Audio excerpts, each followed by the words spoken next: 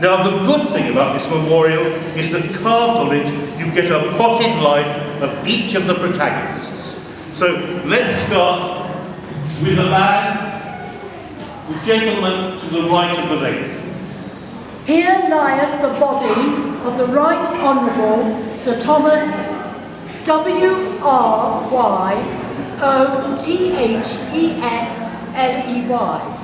son of William Wriothesley, Esquire. And we're immediately into problems.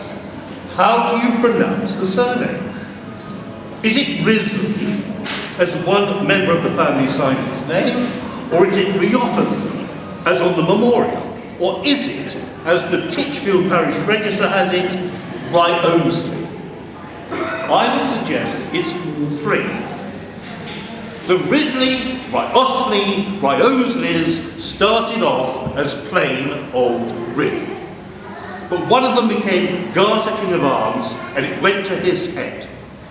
As the family got richer and more powerful and more aristocratic, their surname got longer, more elaborate, more preposterous. But back to Sir Thomas, who for his virtue and worthiness was created Knight of the Honourable Order of the Garter, Baron of Titchfield, Earl of Southampton, Chancellor of England, and one of the Honourable Privy Council under King Henry VIII and King Henry VI, and one of the especially chosen and trusted executors of the last will and testament of King Henry VIII. Now, what the memorial doesn't tell is that Thomas was a civilised brute with a taste for racking women. He was driven by a lust for power and became Henry VIII's right-hand man. He was happy to smash up the shrine of St. Within in Winchester at a nod from the king. Now, when you see the grave at the end, the tomb at the end, you'll see that the sculptor of the memorial has flattered Thomas. In real life, he was so fat, neither the abbots of Titchfield or Bewley could find a horse strong enough to carry him. But it was not always that. When he was an undergraduate at Cambridge, he was a handsome young man with a fondness for amateur theatricals.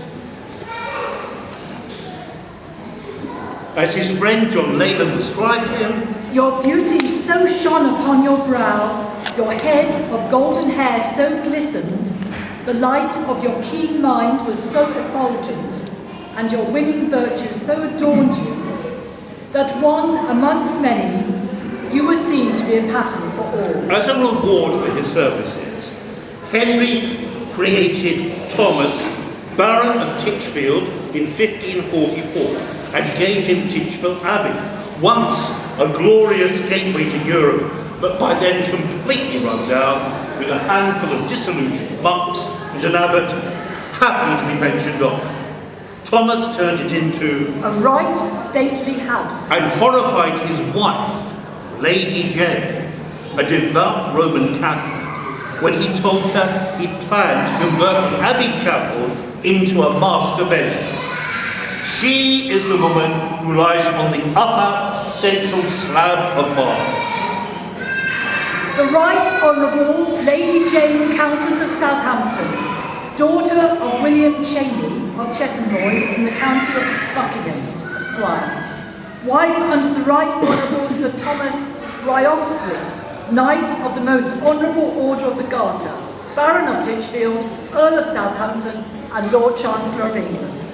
Jane was placated when Thomas promised to turn the chapter house of the Abbey into a private chapel for her. She was full of fun, highly literate, and got on famously with the Titchfield farmers and their wives. She had her own copy of the works of Chaucer, in which she wrote her name, Jane Southampton, several times, and was reported as being as merry as can be with Christmas plays and masks. So she brought showbiz to Titchfield, Lady Jane. But, like her husband, she had a will of iron. After the death of Henry VIII, Thomas carried the sword of state at the coronation of the boy King Edward, semaphoring his intention to take over the running of England. Other people had the same idea. On the instructions of King Henry's will, Thomas was created Earl of Southampton in 1647, but he was sacked as Lord Chancellor a month later in a coup. Bereft of power, he languished and died 3 years later at the age of 45 in 1550, though the memorial puts the date at 1551. Don't trust all you read on tombstones. Now, Jane was left in charge of Thomas's estates, his 5 daughters, and his 5-year-old son, Henry, the new second Earl of Southampton, who lies in armour to Jane's left. That's Henry, yeah? The second Earl.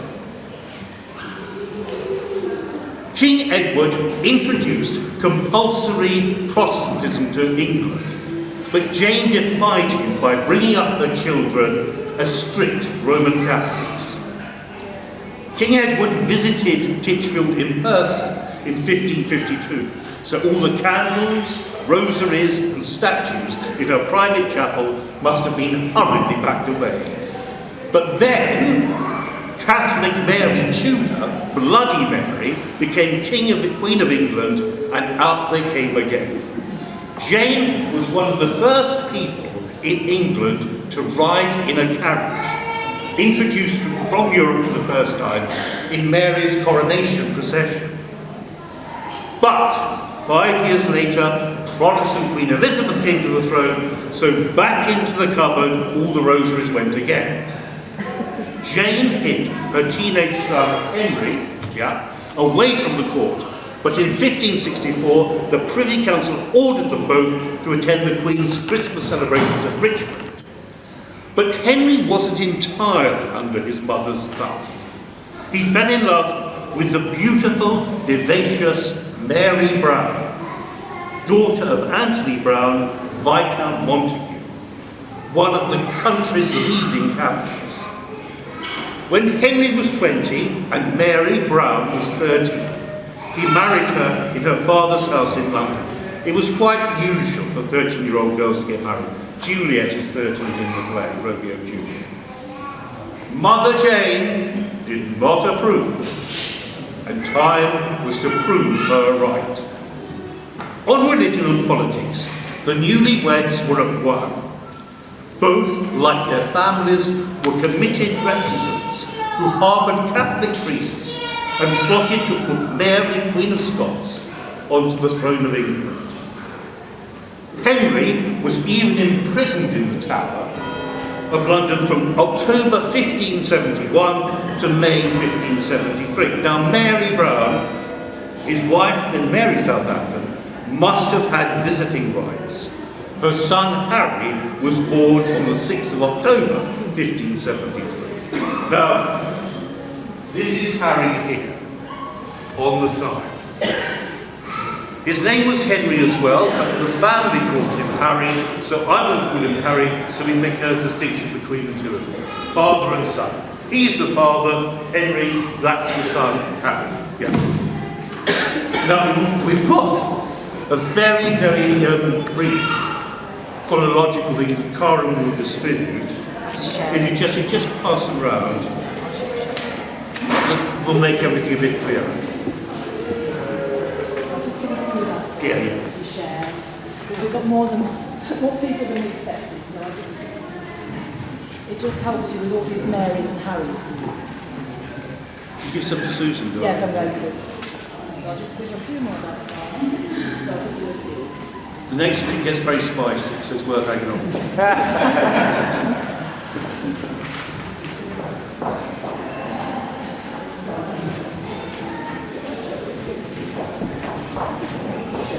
Now, Harry and his older sister, who was also called Mary, is not Mary Brown, she will be seen praying on the side there. So we have two Marys because they were Catholics. Everyone's called Mary.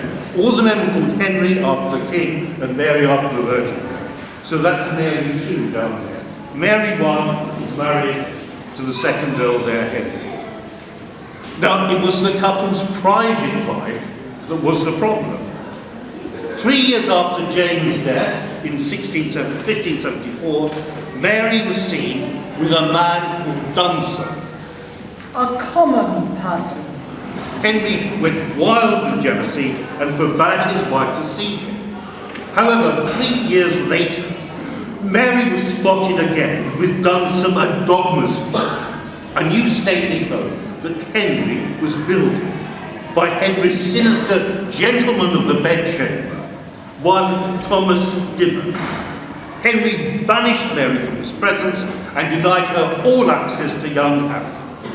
But before he could snatch the 6-year-old boy away from her, she gave her son a letter for her husband to read. But as she explained in a heartbreaking postscript in a letter to her father, Lord Montague, Henry's heart was too great to bestow the reading of it coming from me. Yet I will do my part so long as I am with him. But good my lord, procure so soon as conveniently you may some end to this misery, for I am tired with this life. in the same letter to her father, she predicted that Henry will mix up old matters repented and forgotten long since, and declares, He may blame me of folly, but never justly condemn me of a fault. Henry believed otherwise, and it led to a war for a while between the House of Southampton and the House of Montague. Just as in Romeo and Juliet, their servants fought with each other in the street. Henry, according to Mary, turned his manservant into his wife. And according to Gervase Markham, surrounded young Harry with a whole troop of at least 100 well-mounted gentlemen and yeomen, and tall good fellows that kept a constant pace. Mary grimly observed, This house is not for them who will not honour Dimmock as a god. but soon an event was to take place that would eclipse all these domestic squabbles. The arrival in England of the Jesuit missionary priest, Edmund Campion. Campion provides the first link between William Shakespeare and the Southampton family. Many scholars now believe that the teenage Shakespeare was at Horton Hall in Lancashire when Campion visited the old Catholic family there. Henry, via Dimmock, also trying to arrange a meeting with Campion, but Campion was arrested and racked so violently he lost the use of his arm. In his agony, he named names, and Henry's was one of them. The same day Henry was arrested and taken to the Tower, the Privy Council resolved to examine him. Whether they tortured Henry the way they had tortured Campion, we do not know. What we do know is that 2 months later, he was dead at the age of 36. He had written his will just before he arranged to meet Campion, so he must have known his life was in danger. In his will, he leaves nothing to his wife, but £2,000 to his daughter, Mary too, the equivalent of £1 million today, on condition she is brought up by one of Henry's sisters or aunts and is never in the house with her mother. He gives Dimmock the custody of his son Harry, charge of his stately home at Dogmersfield, and income from rents at £1,000 a year. That's £500,000 in armour. But what is of particular interest to us is the clause in the will about St. Peter's. I bequest my body to be buried in the parish church of Titchfield, County Southampton, where my mother lies interred, which chapel I will and direct to be new altered and finished by my executors within 5 years after my decease, in form and following, that is to say, new side windows of stone to be made, the roof plastered with pendants, being set full of my arms, and all the walls plastered like my house at Dogmersfield, and the same fair paved and divided with iron grate from the church. Also, 2 fair monuments there to be made, the one for my lord my father, whose body I would have thither to be brought and there buried, and my lady, my mother, the other for me, with portraitures of white alabaster or such like upon the said monuments. And I will to be bestowed thereupon £1,000 alms by my aforesaid executors. That's £500,000 today. And I will such funeral charges, not sequels, to be done and bestowed upon my said burial, as shall seem meet and convenient to my executors, for mine estate and decree, so that the same exceed not £1,000. And I will to be given 100 marks. That's £30,000. At the time of my burial, in charitable alms, according to the executor's discretion. Also, to the needy poor within my several lordships, the sum of £200. 100,000. To pray for the good estate of my soul, the souls of my ancestors, and all Christian souls. Also, for the same purpose, £3 1,500. to every almshouse in the City of London and County of Southampton.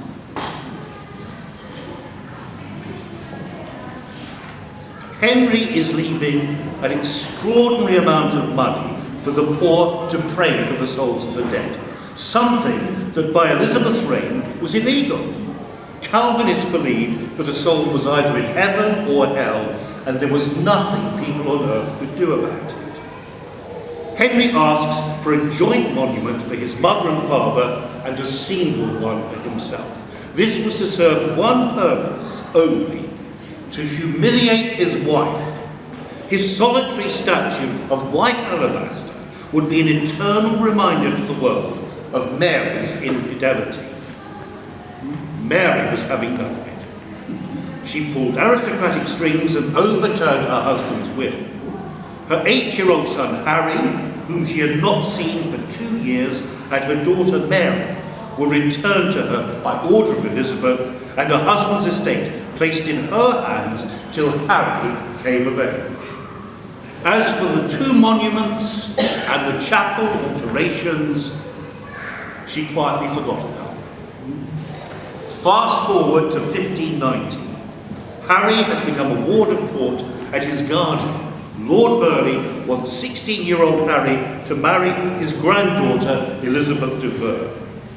Otherwise, the Southampton family will have to pay an enormous £5,000 fine, the equivalent today of £2.5 million.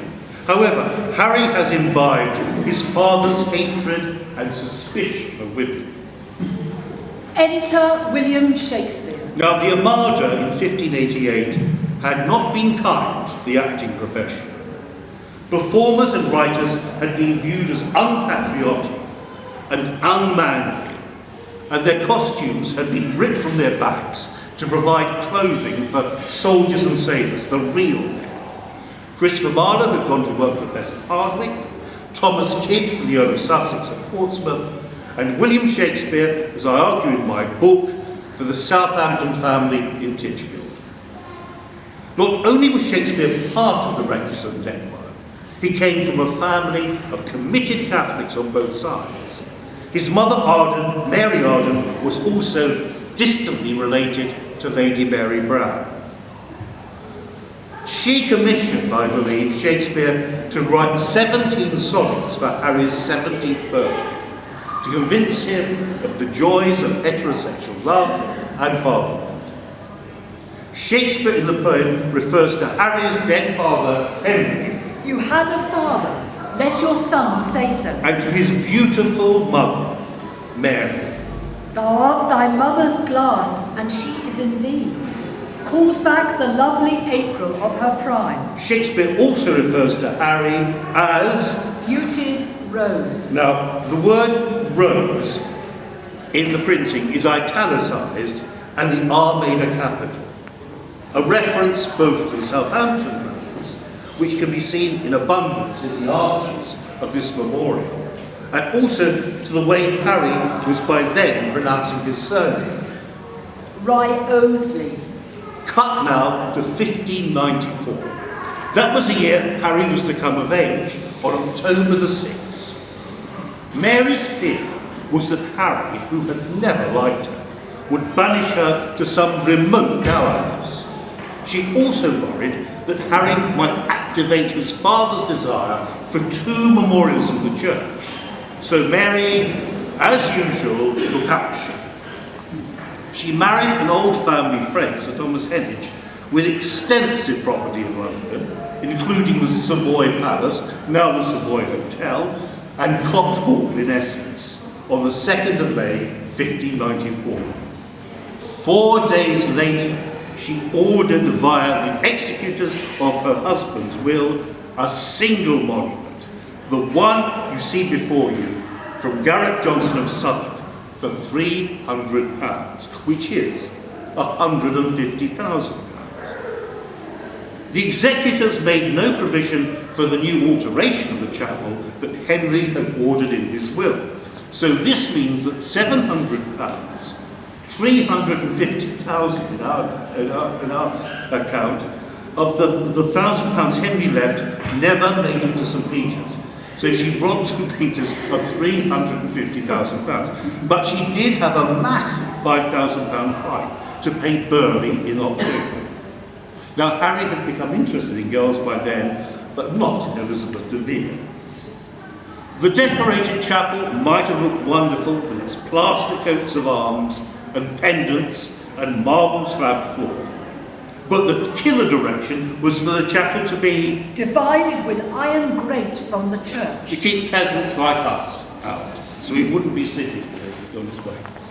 Now, the design of the Titchfield Memorial was very similar to the memorial to Lord Montague, Lady Mary's grandfather, at Midhurst in Sussex. Montague had died of a long and lingering illness at the age of 1592, and experts are convinced that the same builders and sculptors, Garrett Johnson and his son Nicholas, were employed for his memorial. Lord Montague was depicted kneeling in prayer on a raised central slab, just like this one, while either side of him lower down lie effigies of his wives. His first wife, Jane Ratcliffe, the daughter of Robert Earl of Sussex, had died giving birth to Mary Brown and her twin brother Anthony. But his second wife, Madeline Dacre, was still alive, so her effigy, I believe, would have been added later. It would be quite creepy to see herself dead on the tomb. Now, the Montague Memorial also gives us yet another spelling of the name.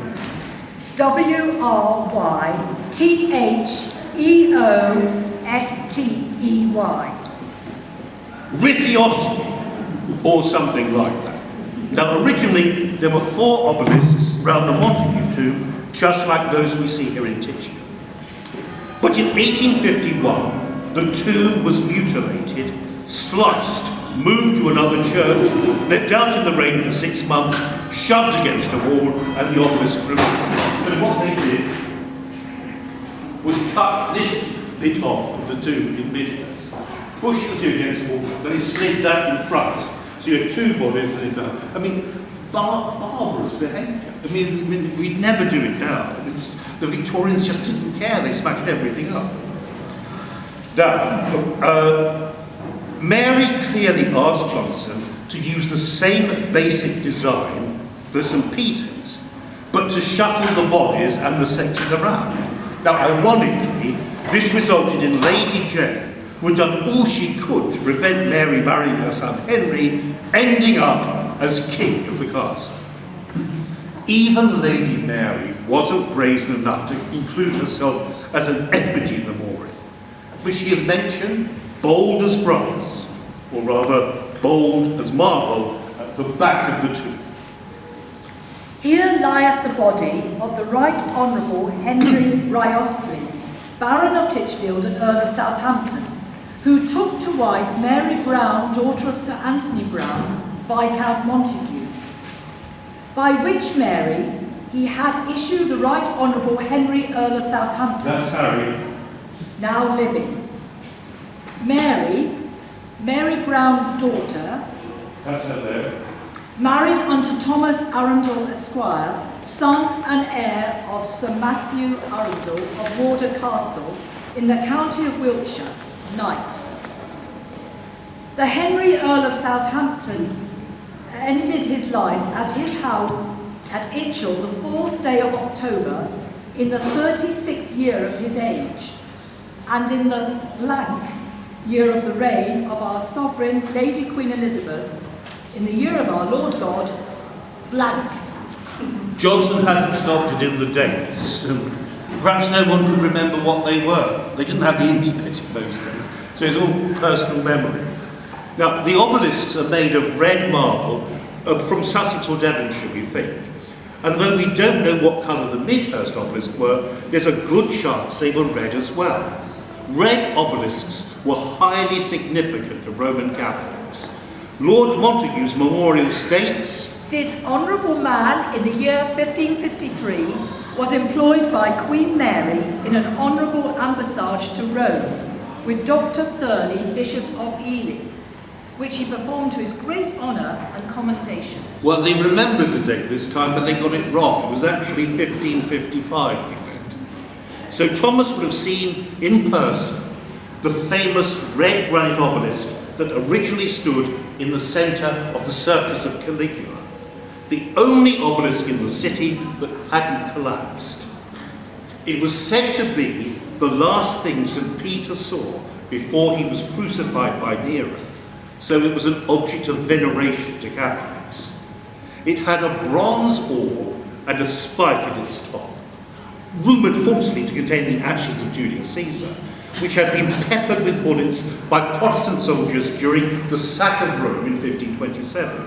Now, the Titchfield obelisks have marble walls and spikes at their side, but the ones we see today are replacements.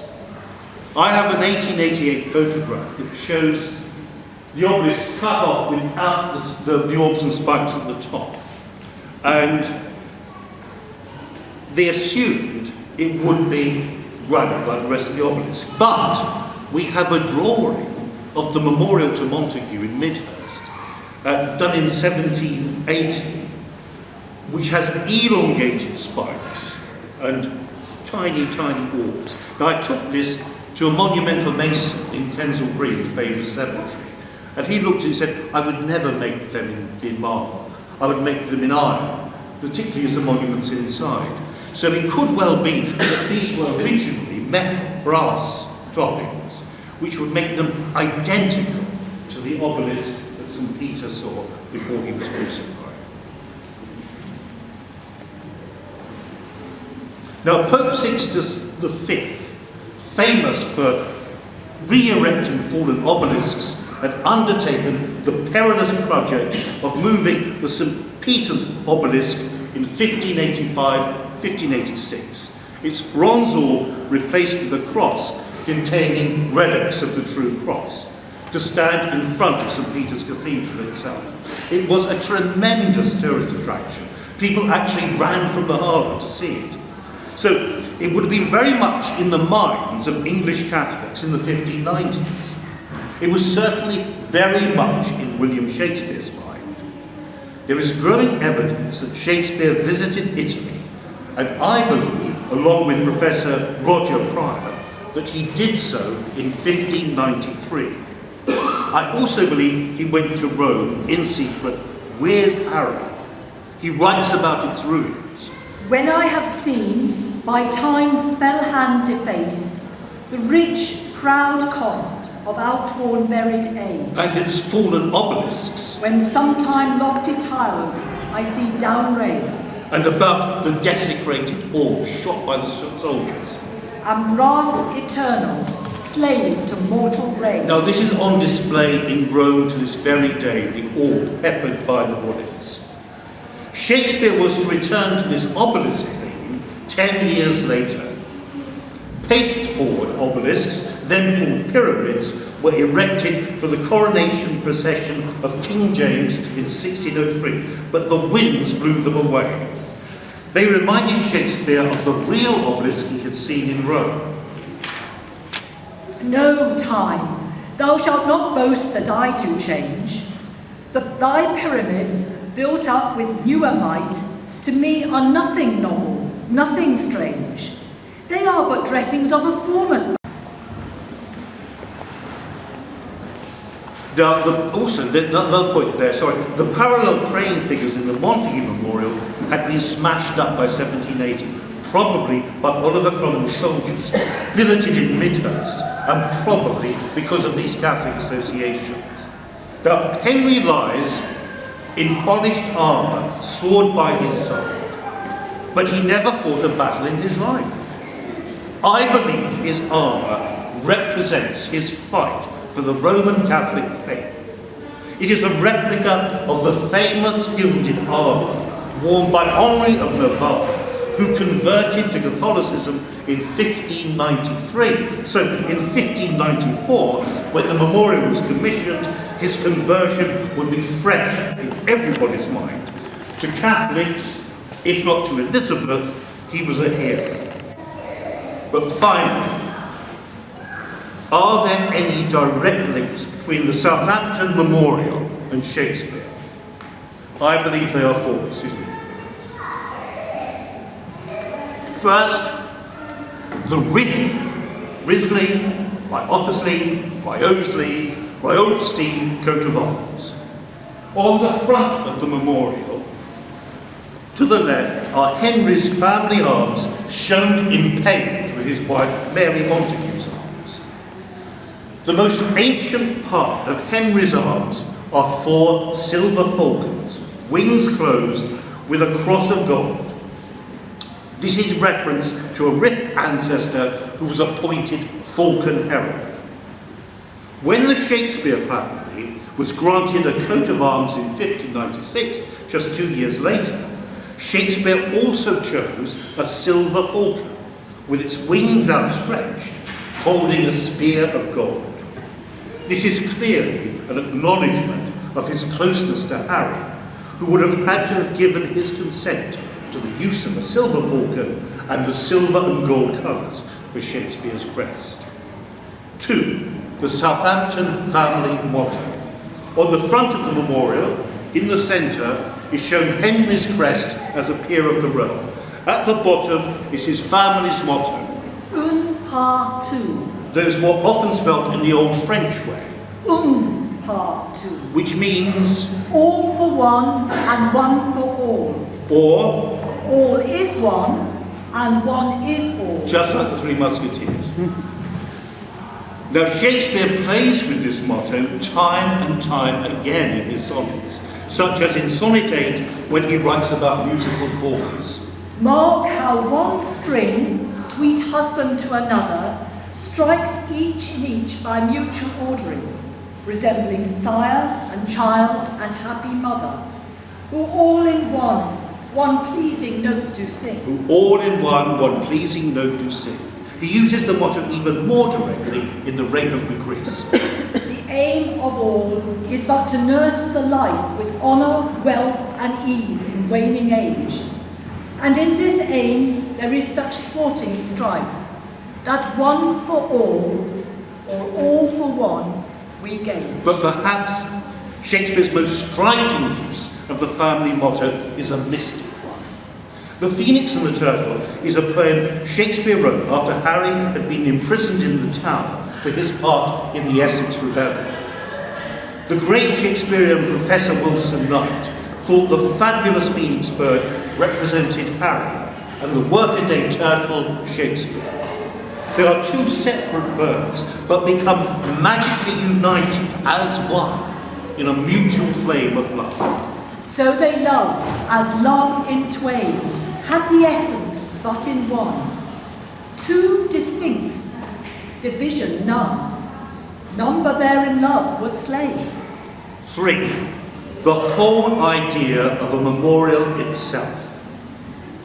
Now, the building of this memorial was a direct challenge to Shakespeare's status.